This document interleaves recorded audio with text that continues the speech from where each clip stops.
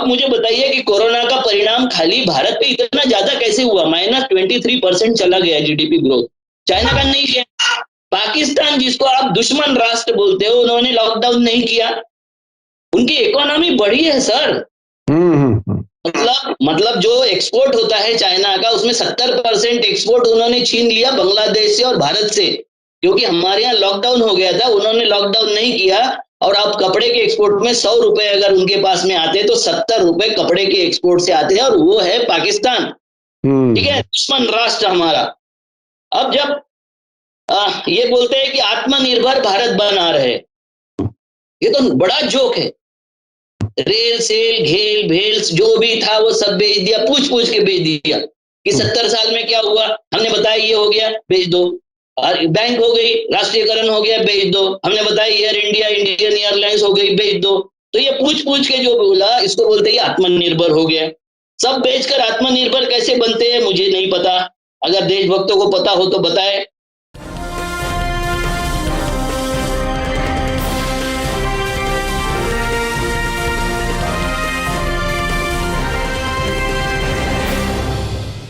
Hello, नमस्कार, आदाब, सत श्री अकाल, अस्सलाम वालेकुम। मैं हूं मोहम्मद अहमद काज़मी, लेकर आया हूं आपका पसंदीदा कार्यक्रम आपके रूबरू।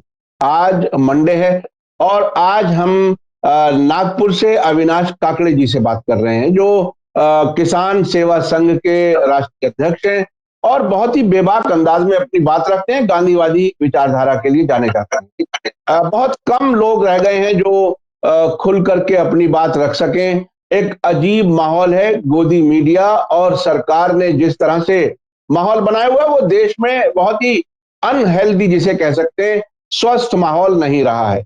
आज हम जिन मुद्दों पर बात करेंगे वो काफी अहम है, इसलिए कि 5 राज्यों में इलेक्शन चल रहे हैं और ऐसे वक्त में प्रधानमंत्री जी जो कुछ कह रहे हैं, चाहे वो एएनआई के साथ इंटरव्यू हो या उनकी संसद में जो संसद में उन्होंने भाषण दिए हैं, और जिसमें अक्सर जिस कांग्रेस मुक्त होने की बात वो कहते थे, उनका अपना भाषण कांग्रेस मुक्त नहीं हो पा रहा है। इसी से लगता है कि बहरहाल एक घबराहट है, इलेक्शन में क्या होगा, नतीजों पर यकीन नहीं है, ऐसी कुछ सूरत हाल लग रही है।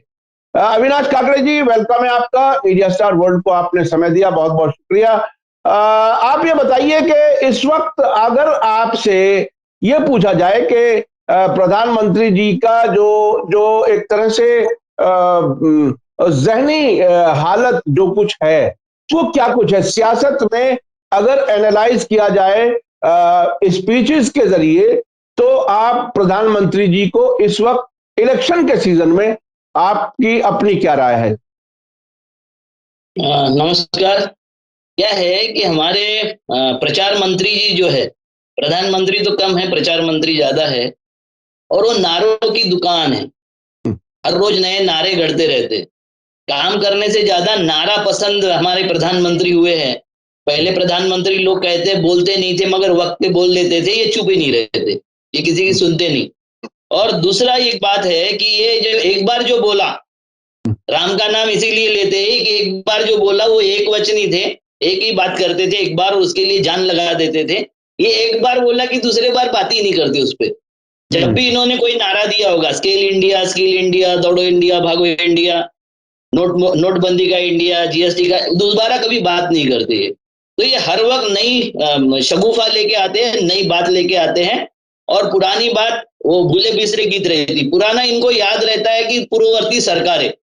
किसी भी बात के लिए ये लोग पूर्ववर्ती सरकारों को दोष देते, पूर्ववर्ती प्रधानमंत्रियों को दोष देते। जैसा आपने देखा होगा कि इन्होंने एक नारा दिया था, कांग्रेस मुक्त भारत। अब कांग्रेस युक्त भाजपा और कांग्रेस युक्त मोदी जी के भाषण हो गए। कांग्रेस का नाम लिए बगैर इनको नींद भी नहीं आती होगी अच्छी। इनके लिए टॉनिक है, कांग्रेस का नाम लेना ये टॉनिक है इनके लिए, और वो रेगुलर टॉनिक लेते रहते, सुबह दोपहर शाम। ये तीनों डोज उनके लिए बिना होता नहीं। वो राहुल जी को बोलते हैं कि इसको कुछ समझ में नहीं आता है, ये कभी सुनता नहीं है, मगर उन्होंने एक शब्द भी बोला, राहुल जी ने एक शब्द भी बोला तो ये सारे के सारे जो चंडाल है वो टूट पड़ते उनके ऊपर, सब टूट पड़ते।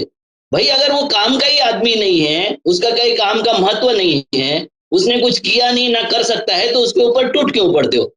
तो ये सवाल नहीं पूछना है इनसे। सवाल पूछने से आप देशद्रोही हो जाते हो, देश के लिए तो आप खतरा हो जाते हो। तो हम उस खतरे में से लोग हैं जो देश के लिए खतरा बन सकते हैं, और खतरा है। देश का मतलब है मोदी, देश का मतलब है भाजपा, और देश का मतलब है आरएसएस। तो ये तीनों देश के लिए खतरा है, हम ऐसा मानते हैं, और वो उनके विरोध में बोलने वाले को खतरा मानते हैं। देखते हैं जनता क्या समझती है, कौन खतरा है कौन नहीं है, ये आगे वाली बात है।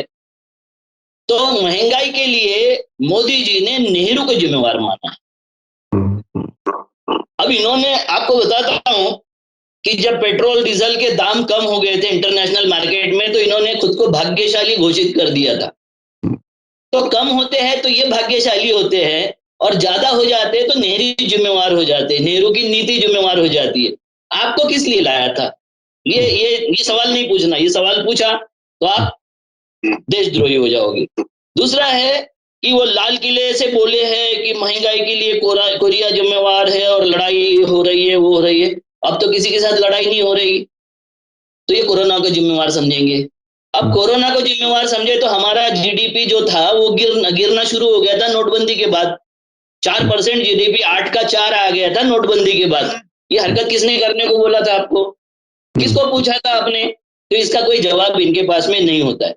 फिर ये तुरंत बोलने लग जाते हैं कि आप गलत सवाल पूछते हो, देश को तरक्की करना चाहिए, विकास करना चाहिए। विकास का मतलब क्या होता है नहीं पता। विकास का मतलब मैं और मेरे दो का विकास तो हो नहीं सकता। 135 करोड़ के प्रधानमंत्री हो तो उनका विकास होना चाहिए। तो ये जवाब उनके पास में नहीं है, ना देना है उनको। अब मुझे बताइए कि कोरोना का परिणाम खाली भारत पे इतना ज्यादा कैसे हुआ? -23% चला गया जीडीपी ग्रोथ। चाइना का नहीं किया। पाकिस्तान, जिसको आप दुश्मन राष्ट्र बोलते हो, उन्होंने लॉकडाउन नहीं किया, उनकी इकोनॉमी बढ़ी है सर।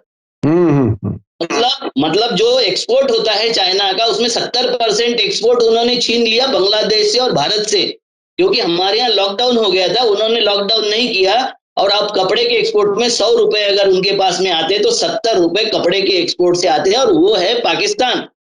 ठीक है, दुश्मन राष्ट्र हमारा। अब जब ये बोलते हैं कि आत्मनिर्भर भारत बना रहे, ये तो बड़ा जोक है। रेल सेल घेल भेल जो भी था वो सब बेच दिया, पूछ पूछ के बेच दिया कि 70 साल में क्या हुआ, हमने बताया ये हो गया, बेच दो। बैंक हो गई, राष्ट्रीयकरण हो गया, बेच दो। हमने बताया एयर इंडिया, इंडियन एयरलाइंस हो गई, बेच दो। तो ये पूछ पूछ के जो बोला, इसको बोलते हैं आत्मनिर्भर हो गया। सब बेचकर आत्मनिर्भर कैसे बनते हैं मुझे नहीं पता, अगर देशभक्तों को पता हो तो बताए। डिफेंस में भी 100% एफडीआई ला दिया इन्होंने। भाई डिफेंस में एफडीआई, अगर वॉर हो जाए किसी के साथ में, और वो फैक्ट्री अगर बोले कि आपको बुलेट भी नहीं देता, गन आपके पास में और बुलेट नहीं रहे, तो क्या हालत होगी? कम से कम बुलेट का तो हमारे पास रखना चाहिए था। आपको पता होगा कि अभी 3 दिन पहले अनिल अंबानी नाम के महान आदमी, मोदी के दोस्त, वो ब्लैकआउट हो गए। सेबी ने बैकआउट कर दिया उनको राफेल का टेक्निकल सपोर्ट देके, और वो हमारे यहाँ हवाई जहाज पैदा करने वाले थे, इंडियन एरोनॉटिक वाले का सौदा छीन के अनिल अंबानी को दे दिया आत्मनिर्भर भारत में। और आत्मनिर्भर भारत में जिनको दिया था वो अनिल अंबानी जी दिवालिया घोषित हो गए। अब राफेल आएगा, टेक्नोलॉजी नहीं आएगी। और इसके भी बाद हमने 600 करोड़ का राफेल 1700 करोड़ में खरीद लिया। इसमें विरोधी पार्टी भी दोषी है। ज्वाइंट पार्लियामेंट्री कमेटी इंक्वायरी के लिए पीएससी क्यों नहीं बैठती? उसके लिए सांसद क्यों नहीं रोकते? सांसद में हंगामा उसके लिए क्यों नहीं करते? तो ये करते हुए दिखाई नहीं देते। तो ये भी उसके लिए जिम्मेवार है। अब देखिए एलआईसी में भी 76% एफडीआई इन्होंने कर दिया आत्मनिर्भर भारत के क्या नारे में। मेक इन इंडिया में नोटबंदी के माध्यम से सारे कुटीर उद्योग, मध्यम उद्योग, ग्राम उद्योग सारे के सारे नोटबंदी में तबाह हो गए थे। अब कोई भी उद्योग आत्मनिर्भर अगर बनना है, मेक इन इंडिया करना है, तो मेक इन इंडिया तो बड़े कारखानों में होगा नहीं।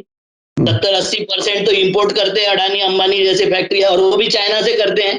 तो वो तो मेक इन इंडिया कर नहीं सकते। अच्छा, मेक इन इंडिया में यहाँ के वस्तुओं पर प्रोसेस होना चाहिए, यहाँ का वस्तुओं पर प्रोडक्शन बढ़ना चाहिए, वो सारा नहीं करते हम।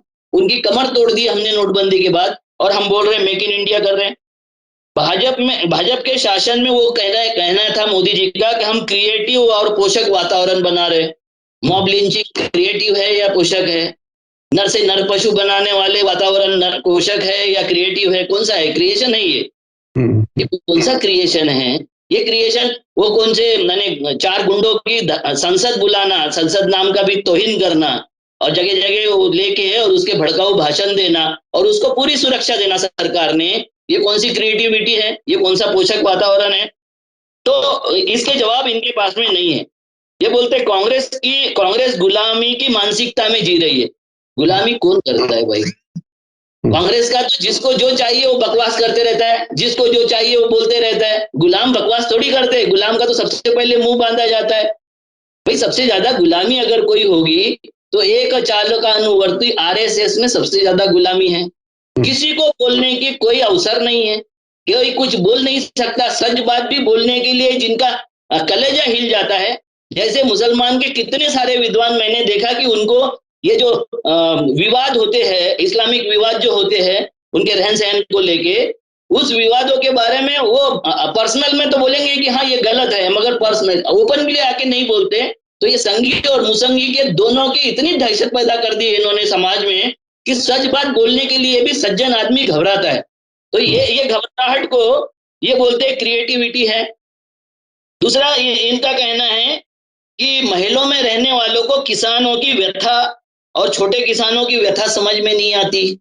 तो यार तुम्हें नहीं समझ में आई थी ना मोदी जी व्यथा, इसलिए तो काले कानून लाए थे अंधेरे में और अंधेरे में उसको साथ ले गए, वापस कर दिए, नाक रगड़ना पड़ा और माफी मांग रहे थे।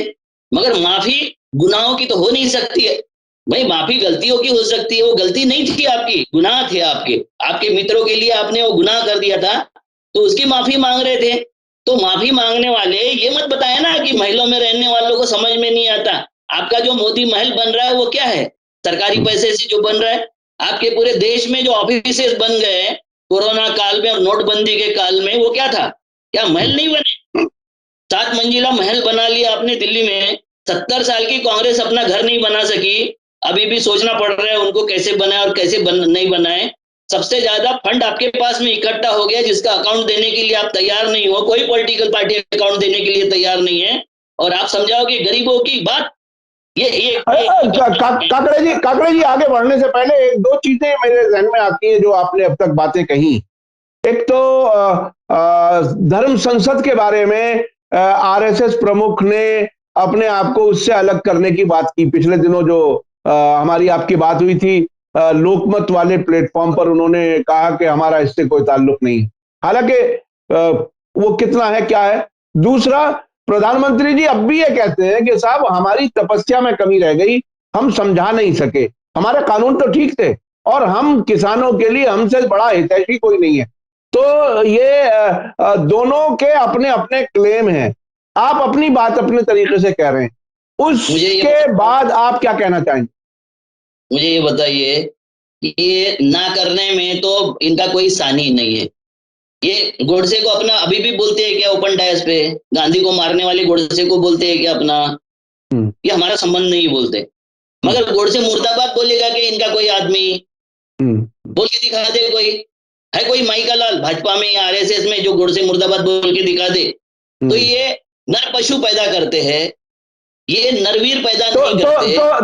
तो फिर आप क्या लोगों से यह कहना चाहेंगे कि जो जब दूसरी तरफ से दबाव डाला जाए कि जय श्री राम बोलो बोलो जय श्री राम, तो ये दूसरी तरफ से ये सवाल कहें कि बोलो गोडसे मुर्दाबाद, तो ये बिल्कुल एक तरह से टकराव की स्थिति है दोनों चीजों में। वहां वो नहीं बोलना चाहते, यहाँ ये नहीं बोलना चाहते। हाँ ठीक है, ये देखो ये बोलना नहीं चाहते, ये हिडन एजेंडा है इनका।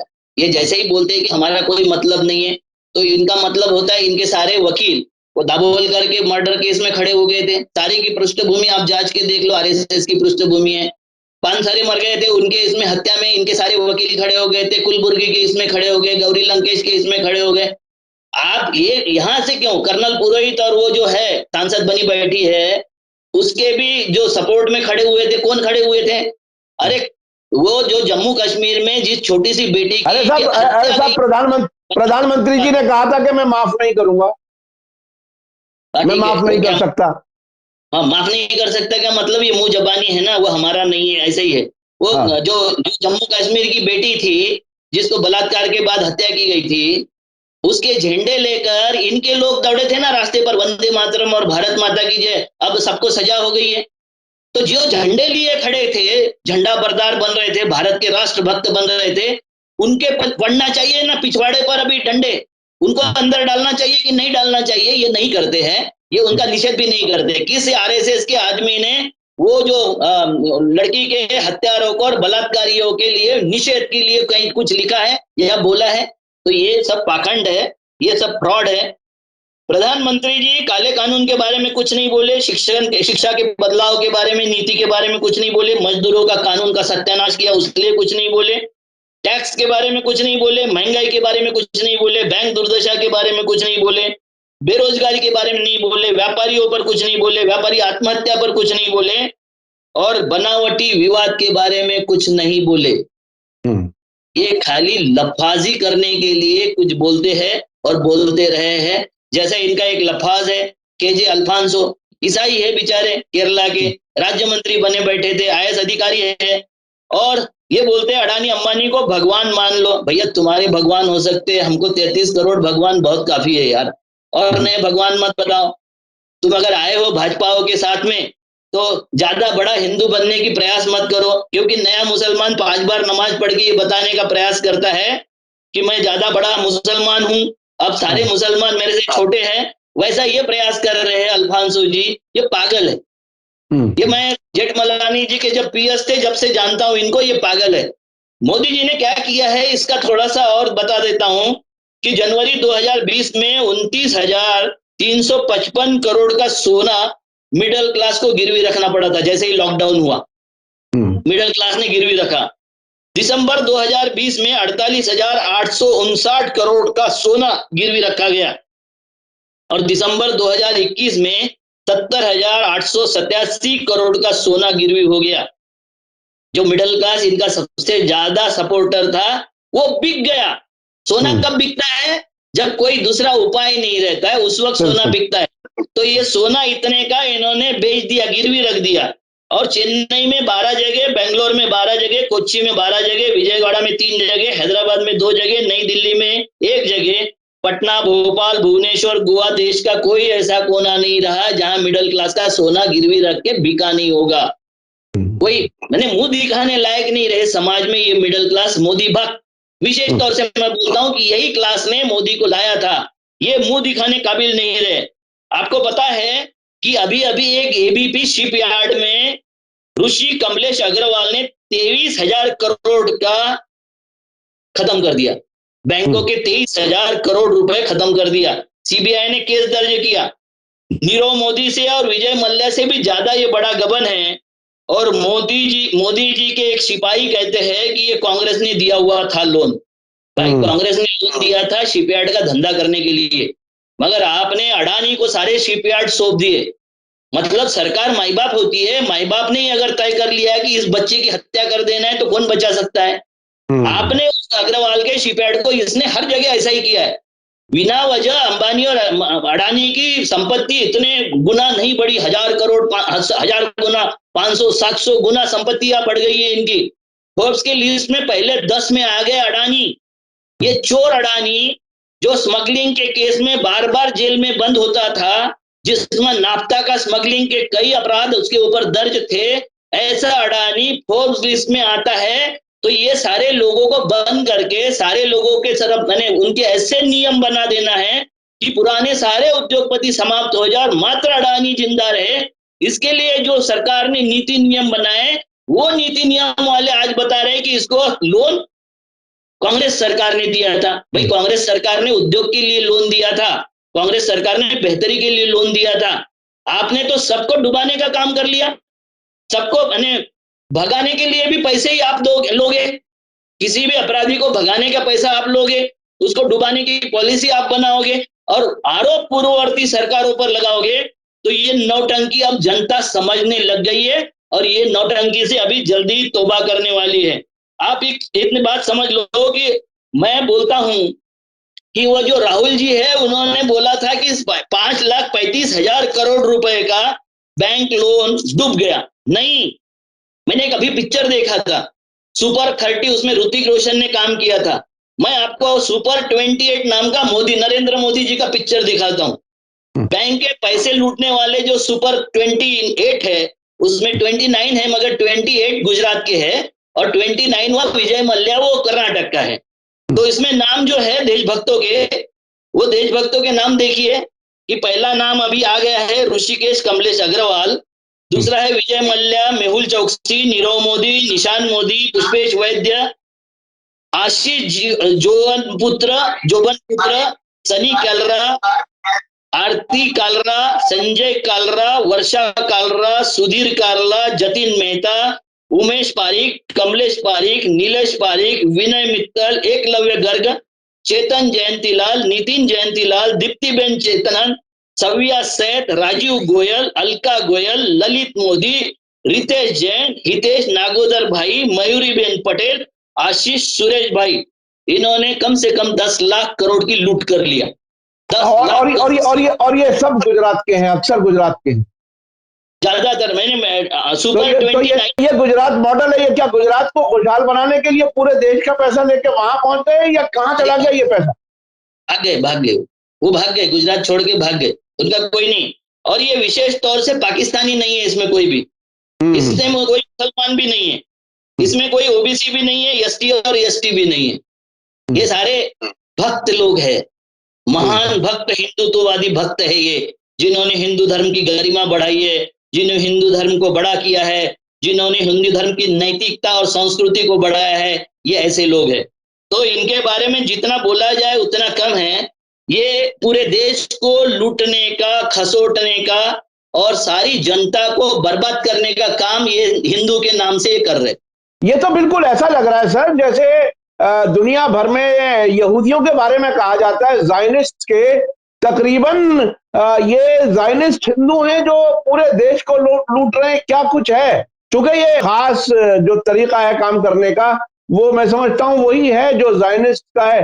अमेरिकन को भी शिकायत रहती है ज़ायनिस्ट से कि ये पूरे देश को तबाह कर रहे हैं, पूरे देश को जो बदनाम कर रहे हैं। और यहाँ भी ये ज़ायनिस्ट, इन्हें कहा जा सकता है ज़ायनिस्ट हिंदू या ज़ायनिस्ट वो लोग जो देश को लूट करके विदेशों में पैसा पहुंचा रहे हैं। गुजरातियों के बारे में आमतौर पर यह कहा जाता है कि वो बहुत मेहनती होते हैं, कारोबार करते हैं, दुनिया भर में अच्छा कारोबार करते हैं, देश का नाम ऊंचा किया हुआ है, ये कहा जाता है आमतौर पर गुजरातियों के बारे में। ये सारे जगलरी करते हैं, ये इतने जितने हैं, ये 57 परिवार है, मैंने आपको पिछले वक्त बोला था, जिनके हाथ में मोदी जी ने 67% प्रॉपर्टियां दे दी है। देश की सारी संपदा उनके नाम से है, उन्होंने दे दी है। और सबसे महत्वपूर्ण बात यह है कि इनको ये देशभक्त ये करने में इनको कोई शर्म नहीं आती है। एक ये है सर, डोपामाइन करके एक हमारे इसमें पिनल ग्लैंड और प्लेटिट्यूड ग्लैंड जो होती है, पिट्यूटरी ग्लैंड, उसमें से सिक्रेशन होता है डोपामाइन का, और वो डोपामाइन की वजह से पागलपन बढ़ता है। तो ये आरएसएस, बी12 और डोपामाइन दोनों साथ में प्रोडक्ट करके दिमाग में 95% भक्तों के दिमाग में, जो लोगों के दिमाग में डालने का प्रयास करती है। अरे साहब, वो मोदी भक्त की एक कहानी अभी जो रिसेंट आई है, वो बड़ौत में एक जूता व्यापारी ने लाइव खुदकुशी की। वो अपने आप को ये भी कह रहा है कि मैं मोदी भक्त हूं, और साथ साथ ये भी कह रहा है कि मोदी ही जिम्मेदार है मेरी मौत का। जबकि मौत सामने खड़ी है, उस वक्त भी मोदी भक्ति भी कर रहा है और ये भी कह रहा है कि मोदी मेरे मौत का जिम्मेदार है। तो ये वही डोपामाइन जो आप बता रहे हैं, तकरीबन उसके साथ साथ यही हालात होते हैं क्या? हाँ सर, प्रोलेक्टिन प्रोड्यूस होता है पिट्यूटरी ग्लैंड और पिनियल ग्लैंड से, और उसमें से डोपामाइन सिक्रेशन होता है। ये जब 25% से नीचे होता है तो आदमी डल होता है, 40% से ऊपर होता है तो मैडनेस की इसमें आता है। इसलिए मैडनेस परसेंटेज में गिना जाता है। परसेंटेज में ये गिना जाता है कि उसके ब्लड में डोपामाइन कितना है। ये भक्तों को जांच लो सर, हाफ पैड मिलेंगे सारे के सारे, 50% डोपामाइन इनके ब्लड में आपको मिलेगा, और या तो फिर 25% से कम मिलेगा, जो खाली टकर टकर देखते रहेंगे कि ये सामान्य नहीं है। सर कुछ भी बोल दो आप, ये सामान्य नहीं है। और ये मीडिया के भी इसमें डाला हुआ है, हाइपर एक्टिव है, अटपटी बातों में मीडिया एक्टिव होता है। ये इतना विचित्र है। ये तालिबानी भी वही है, इनको पता नहीं है इल्म की तलब यानी इल्म की प्यास, शिक्षा की प्यास होने का मतलब तालिबान है, ये जिहादी बनाने का मतलब तालिबान कम थे। इनको भी यही दिया हुआ है। ये जो एंजाइम है जो दिया हुआ है, ब्लड में डाला हुआ है, ये यही है। और ये धार्मिकता में, विशेषता में, जाति के विशेषता में, विशेष आइडेंटिटी के इसमें ये डाला जाता है, जिसमें किसी को कुछ देना नहीं है और उनसे कुछ लेना ही है, ऐसे इसमें ये भक्तों में डाला जाता है। अच्छा अविनाश जी, चूंकि सोशल मीडिया पे और बहुत ज्यादा लंबी बात नहीं हो सकती, अभी मैं चाहता हूं कि आप उत्तर प्रदेश समेत जो 5 राज्यों में इलेक्शन हो रहे हैं उनके बारे में आपका अब क्या आकलन है। उत्तर प्रदेश में आज दूसरे चरण की वोटिंग हो रही है और आज ही हमारे दर्शक इस आपके इंटरव्यू को देखने वाले हैं, आप क्या कहना चाहेंगे? सर, हमारे यहाँ 80% 20% का विवाद तैयार किया था, है ना? और अजय बिस जी ने तैयार किया था। मैं जब कुछ न्यूज वालों को मुलाकात दिया, मैं बोला सही बोल रहे हैं, अजय बिस जी सटीक बोल रहे हैं। क्योंकि अजय बिस जी ने, जैसा कांशीराम जी ने कहा था कि 85-15 85-15 का विवाद है, ये बोल रहे हैं कि 80-20 का विवाद है। ये 20% ही लोग है ना सर, 5% इनके बढ़ गए। योगी जी ने 5% अगर अपने 377 कलम रद्द करने से बना दिया होगा और इनके मुंह से 5% पैदा हो गए होंगे तो हमें क्या ऐतराज होना चाहिए? सर, इनके जो देते हैं ना, ये नारे देते हैं, ये टिप्स जो देते हैं, उनको सटीक तरीके से पकड़ने की जरूरत है। इलेक्शन में ऐसे नहीं तो ये वातावरण विचित्र पैदा करते हैं। उसमें मुसलमानों ने पकड़ लिया है कि हमारे लिए बोल रहे हैं, सो कॉल लिबरल जो है उन्होंने पकड़ लिया कि मुसलमानों के लिए बोल रहा है। अरे मुसलमान तो उनकी गिनती में नहीं है, मुसलमान तो उनके दामाद है। बाकी ऐसी मैंने लड़ाई की गिनती में मुसलमान है उनके नहीं है। संघियों के गिनती में कभी मुसलमान नहीं रहा, नहीं तो वो जिन्ना को मारते थे, गांधी को नहीं मारते थे। तो ये इनके गिनती के लोग नहीं है। ये हमको बता रहे कि आप 80% हो, हम 20% है, फिर भी हम इतने शक्तिशाली है कि 80% को हराने की क्षमता रखते हैं। तो इस धारा पर अगर गया उत्तर प्रदेश का चुनाव तो ठीक रहेगा। मगर आपको एक बात बता दूं, वहां एक गए हुए हैं आदरणीय मुसंगी साहब, ओवैसी जी, उन्होंने बोला कि हिजाब वाली लड़की इस देश की प्रधानमंत्री बनेगी। भैया, मुसलमान देश का प्रधानमंत्री बनेगा मैं मान्य कर सकता हूं। कोई मुसलमान महिला और पुरुष प्रधानमंत्री बनेगा, क्योंकि राष्ट्रपति से लेके चीफ जस्टिस से लेके तो चीफ इलेक्शन कमिश्नर तक बन चुके हैं।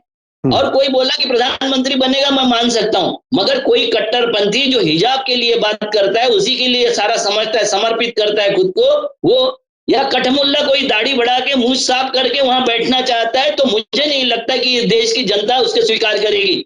जैसा इन्होंने बोला था सबका साथ सबका विकास, इन्हों अगर ये बोल देते हैं कि हिंदू राष्ट्र बनाने के लिए, ये हिंदू के लिए हम आ रहे हैं, तो ये नहीं बनते। आज भी उनको बोलना चाहिए कि हम हिंदू के लिए आए, उनकी क्या हालत कर देते देख लीजिए।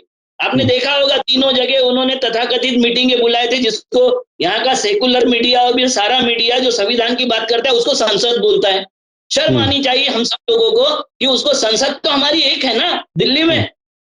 ये कहां से ये चुरकटों के गिरोह जो आ जाते हैं कोई भी कपड़े पहन के, उनको सांसद नहीं बोलना चाहिए।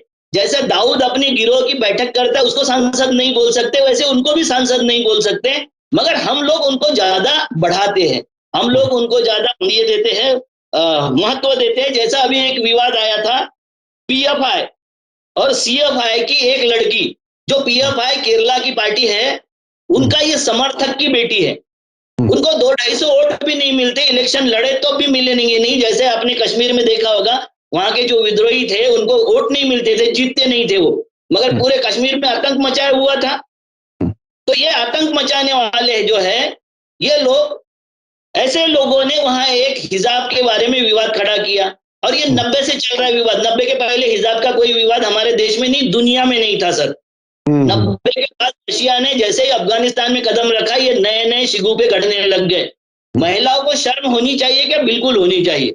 मगर उन महिलाओं ने हिजाब के बारे में बोलना बंद कर देना चाहिए, जो ब्रा की स्ट्रिप के बारे में अभी तक खुलेपन की बात कर रही थी, जो अभी वो अपनी मौलिकता समझ रही थी। मैं महिला हूं तो मुझे ये अधिकार है, मैं महिला हूं तो मुझे ये आजादी है। ये बोलने वाली महिला अब हिजाब के बारे में जब बोलती है तो शंका आती है कि ये किस लिए काम कर रही है, किसके लिए काम कर रही है।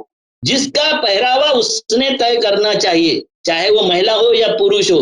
और महिलाओं के ऊपर किसी ने कोई कपड़े कैसे पहने ये तय करने का अधिकार किसी पुरुष को नहीं है। और दुर्भाग्य है इस दुनिया का कि यहाँ सारे मानव ने मनुष्य निर्मित, मतलब स्त्री नहीं, पुरुष निर्मित सारे धर्म हैं।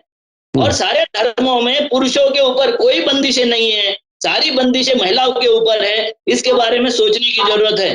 भारत देश में घूंघट यहाँ तक था हिंदुओं को, वो घूंघट अब समाप्त हो गया। और महिला, मुस्लिम महिला, जो पहली महिला ने नमाज पढ़वाया था, पहली महिला ने प्रिस्ट का काम मोहम्मद साहब के जमाने में करवाया था, वो महिला दिन ब दिन अभी घूंघट और गोशा में आने का प्रयास कर रही है। तो दुनिया किस तरफ जा रही है, और इस्लामिक ये आइडियोलॉजिकल जो कट्टरपंथी है वो अपनी महिलाओं को और अपने पुरुषों को कहाँ ले जा रहे हैं, इसके बारे में विद्वान लोगों को, आप जैसे विद्वान लोगों को चिंतन करने की आवश्यकता है। अच्छा, आखिर में बस एक और सवाल मैं करता हूं, मुझे याद आया, आज ही अखबार में है, अमित शाह जी ने कहा है कि पंजाब में प्रधानमंत्री जी को सुरक्षित जो नहीं गुजार सके वो राज्य की सुरक्षा कैसे कर पाएंगे। यानी वो ये कह रहे हैं कि हम ही संभाल सकते हैं राज्य को। आप क्या कहना चाहेंगे? मैं ये कहना चाहता हूं कि ओवैसी के ऊपर फायरिंग करने वाले, जब ओवैसी को सुरक्षा नहीं दे सके, एक सांसद है, वो सम्माननीय सांसद है, उनकी अपनी पार्टी है, उनको तुम सुरक्षा नहीं दे सके तो योगी जी क्या कर लेंगे, कैसे चला लेंगे देश, प्रदेश को? ये सब आरोप प्रत्यारोप करना। और आप जिसकी बात कर रहे हैं वो तो सारा तड़ीपार मंत्री है, सारे के सारे। उसका पूरा होम मिनिस्ट्री सर हमने तड़ीपारों के हाथ में दे दिया, अपराधियों के हाथ में दे दिया।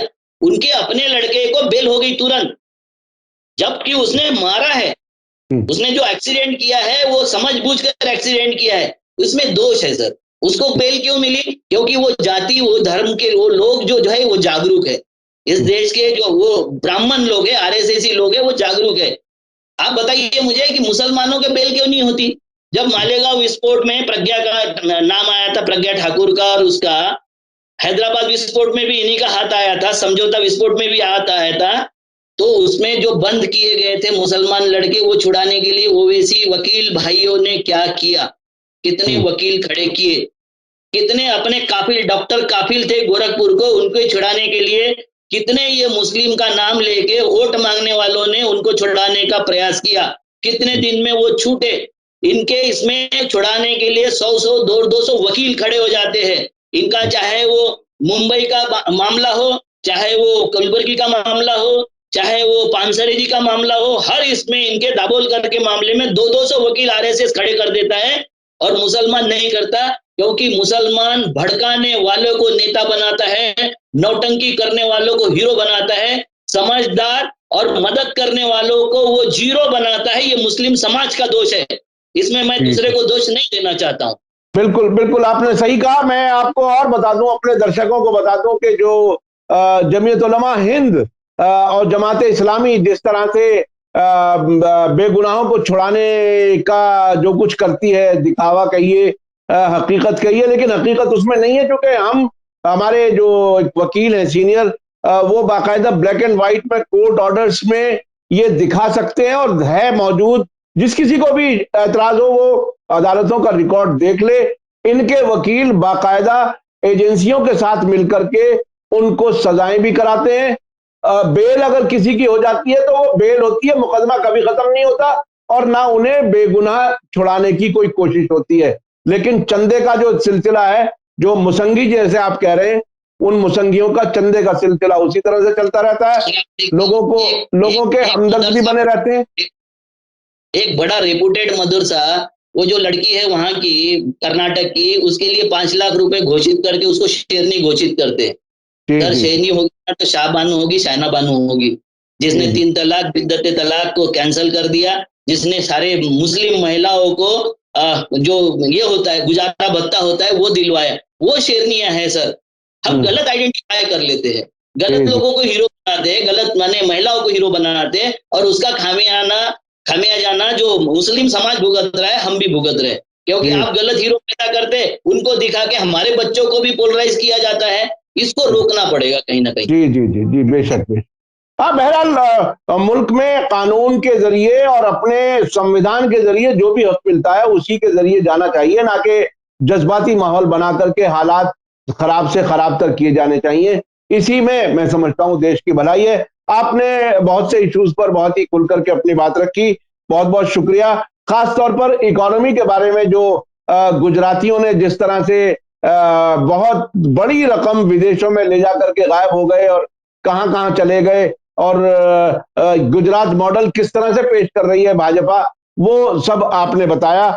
और ये भी बताया कि हमारे प्रधानमंत्री जी जो हैं वो सिर्फ नारों की दुकान है, और ये भी कहा कि वो सिर्फ नई नई घोषणाएं करते रहते हैं, नारे लगाते रहते हैं, और फिर उस सबको भूल जाते हैं, अगला नारा आ जाता है और उसी में लोगों को एक तरह से मसरूफ रखा जाता है।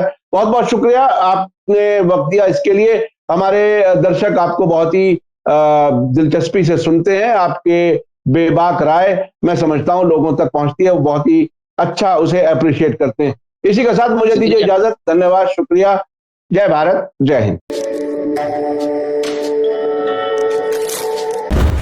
मीडिया स्टार वर्ल्ड के और वीडियो देखने के लिए हमारे चैनल को सब्सक्राइब करें और सीधे नोटिफिकेशन पाने के लिए बेल आइकन दबाएं।